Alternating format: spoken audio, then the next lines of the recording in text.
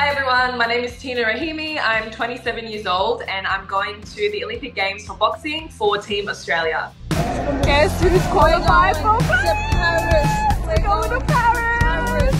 Go to the Olympics! I was born here in Australia, so I'm an Australian citizen. My parents are Iranian, so my parents came to Australia when they were young. My dad actually came here through wrestling. He was a champion in Iran and in Australia. So when I was 21 years old, I started pursuing makeup as a job. I always liked, wearing makeup, and I was always doing my sister's makeup and all my friends. So I thought I would start that as a job. In the same year, I also started boxing, but boxing was just more so to get fit and, lose a bit of weight.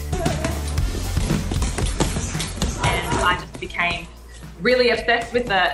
And I stopped doing makeup because I wanted to dedicate more time to boxing. The best decision I made because it gave me time to focus more on training and making it to the Commonwealth Games and now to the Olympics. I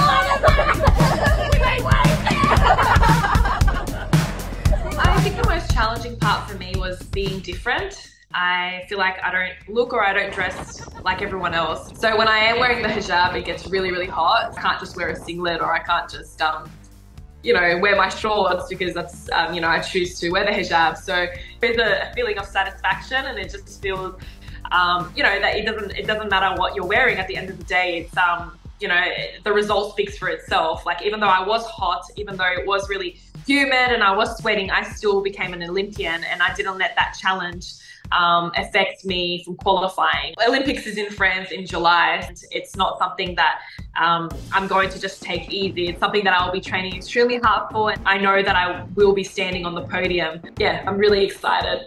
I'll see you guys in Paris. Bye.